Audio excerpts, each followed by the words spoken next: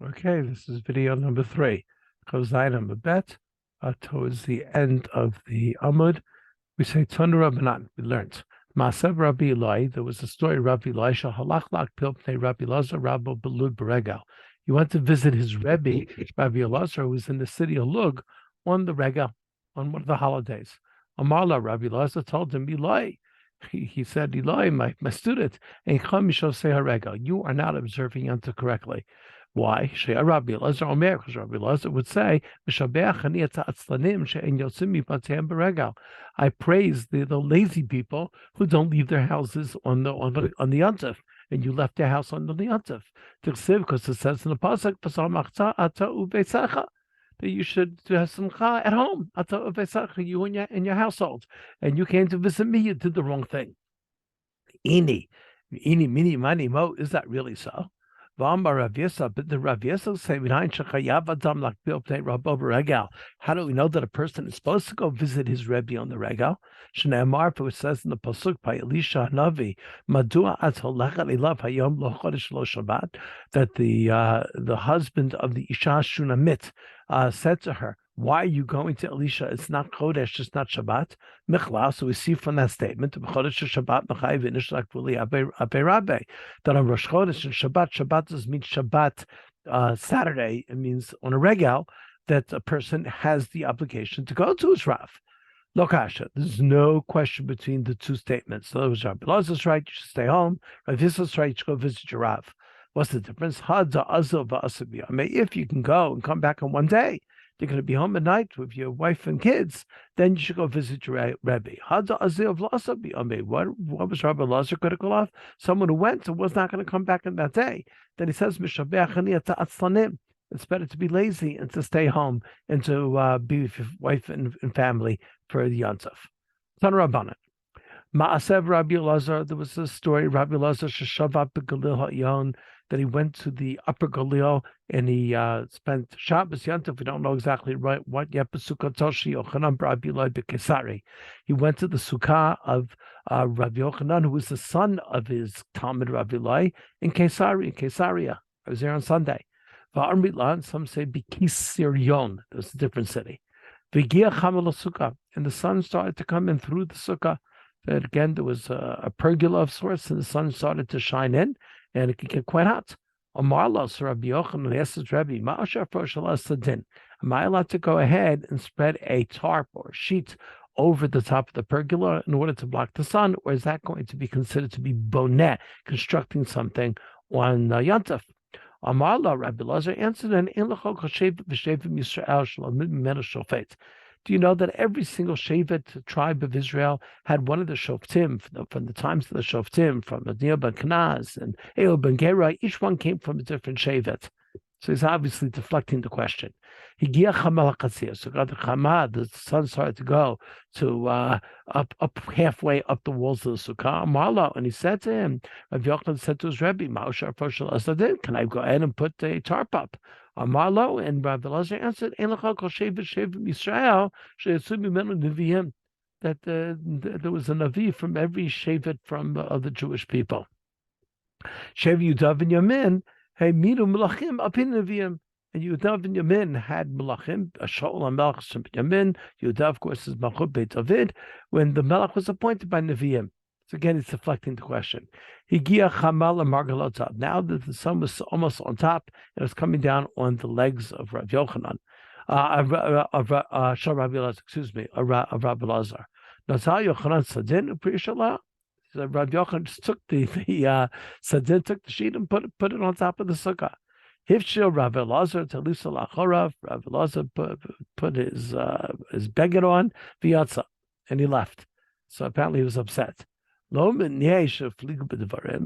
upset that, in other words, he did not go ahead and just try to deflect the conversation needlessly. That Rabbi Elazar was of the practice of not issuing any new halachic rulings. If he heard it from his Rebbe, he said it, that was fine. Otherwise not. And apparently this he never heard from his Rebbe. So Gemara says, Heki Abarachi. How was Rabbi Elazar going ahead and visiting Rav Yochanan in Kesari in the middle of Sukkot? that the Rav Elazar said you can't go from one sukkah to the next. You have to be one sukkah for all 7 days. So Gemara says, Regel acher Avai. It wasn't sukkah, it was on Pesach, it was on Shavuot. But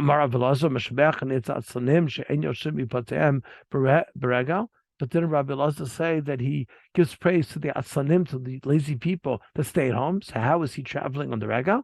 Shabbat Avai. No, it was a regular Shabbos. Okay, now we got the story. It was on Shabbos, and Rabbi Elazar didn't want to give a halakhic ruling. So I says, let me today. Why didn't Rabbi Elazar give a ruling for something that he did say? Ditznan. For we learned in the Mishnah, if you have a like a wooden board that fits into a hole in the wall of the house, which serves as chalon. You take out the board, there's a window, you put it back in, and now the house is complete. So in the day, you'd let the window be open, and then at night, you'd go ahead and you put the bakak back into the hole of the side of the house. Is that allowed to be done on Shabbos? Rabbi Elazar Omer, Rabbi Elazar says, "Bisman chekashur v'tzoloi pokagamba." That if it is obvious that this is part of the house that is tied on to the house, and you just like with a chain, and you take it in and put it off, then you're allowed to. The imlav ain't pokagamba. But if not, you're not allowed to go ahead. It's going to be considered boneh if you add it onto the house. V'chachamim orim. According to Chachamim, all is fine and well. This is, this comes in and out. This is the intention of this particular board, not building anything new. So according to Rav Elazar, it seems to say that, this sadin, this piece of cloth, was not tied to the pergola, and therefore should not have been allowed. So why is Rav Elazar refusing to give a halakhic ruling? We see that apparently he did hear from his Rebbe. So the Gemara answers, Hatam hudam avatel. The reason why is that on the window, when you put it in, you really want to go ahead and make it part of the wall. And therefore, Rabbi Elazar says you're not allowed to do that on Shabbos. If it's not chained up, you just can't put it in because you are really adding to the building. But over here, when you go ahead and you put the sadin on, you're not making it part of the roof of the pergola. To lo mevatel, you're not being mevatel. You're not saying this is no longer a piece of cloth, but part of the roof. No. Maybe there's no problem. So therefore, Rabbi Elazar did not want to give halakhic ruling. The Gemara now goes ahead and expounds upon this whole idea of Rabbi Elazar never sharing anything that he did not hear from his Rav. Ton Rabbanah Masav Rabbi Elazar Shavas B'Galil Elyon. He was once studying Shabbos in the upper part of the Galil. V'sha'alu shloshim halachot b'chol sukkah. They asked him 30 questions. B'chol sukkah. Shtei Masrei Amar Lehem Shamati. 12 he answered. Ashwana Asar Marlahem, and 18 he said, Lo Shamati, I never heard from my Rebbe. Rav Yosef Yehuda Marchil Fadvar. Rav Yosef Yehuda heard that story just the opposite. Shmona Asar Marlahem Shamati. He answered 18 questions. He said, I heard this from my Rebbe. Shtei Masrei Marlahem Lo Shamati. 12 he had no idea. He said, I never heard from my Rebbe. I'm not answering you. Amrullah called the Barecha Enam Elam Shmuah. You only answer things that you heard from your Rebbe. Otherwise, you don't do any chidushim. You don't add anything new on your own. Amalahem, he said, I'm going to have to say one thing that I did not actually hear from my Rebbe. It says, all my days, no one came to the Beit HaMidrash before I was there. I was always first. I never slept in the Beit HaMidrash. Not a real sleep, not even a nap. No one ever left me. I never was one of the first ones to leave in the Beit HaMidrash. I was always the last one. And I never talked just schmooze about who knows what, wasted talk in the Beit HaMidrash.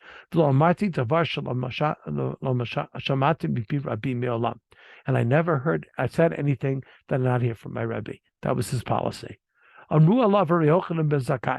So they said the story about Rav Yochanan ben Zakkai.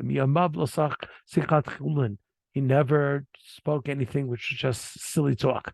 And every arba amot that he walked, he always had Torah with him, always had his tefillin on. No one ever came earlier than him to the Beit HaMidrash. He was always first. He did not sleep in the Beit HaMidrash, not a real sleep, not a nap. And if he went someplace and there was something dirt, manure, or something inappropriate, he was able to stop thinking about Torah as he went through that dirty place. No one, he was always the last one out. No one ever saw him daydreaming. He was always learning. And he always opened up the door for his talmidim. No one else he would allow. He would not allow anybody else to do that.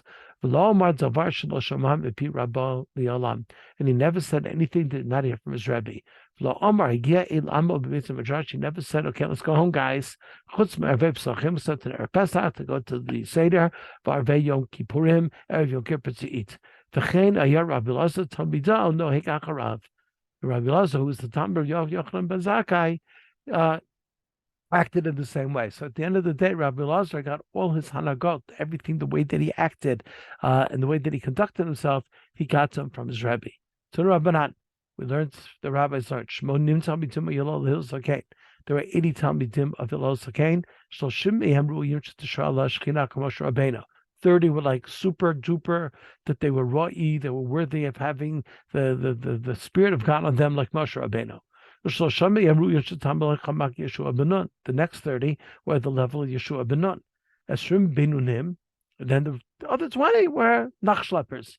The best of the Nachschleppers, Yonatan ben Uziel, who wrote the Targum Yonatan and all of Navi, Katan Shabukulan, and the last guy out of all these 80, the bottom of the class, so Yochanan ben Zakkai. He was like the bottom.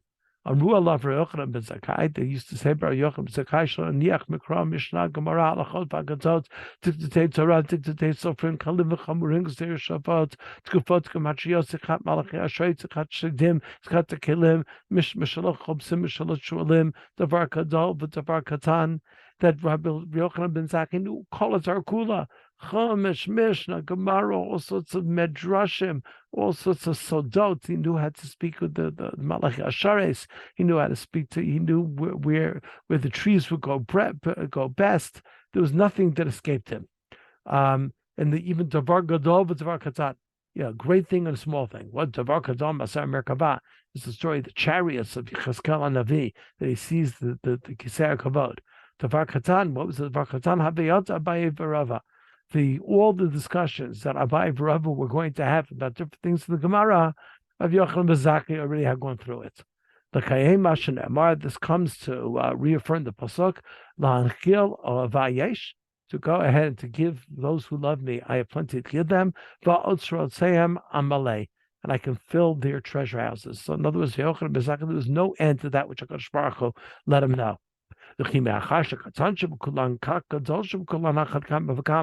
So if the last of the 80 students, the lowest one, the guy that got the worst marks for Yochanan ben Zakkai, he was like that, certainly the top guy, whoa. They said of Yonatan ben Uziel, who was the top of the last 20, when he was sitting and learning Torah, called any bird that flew above him would be burnt in the fire of Torah. Okay, sounds good.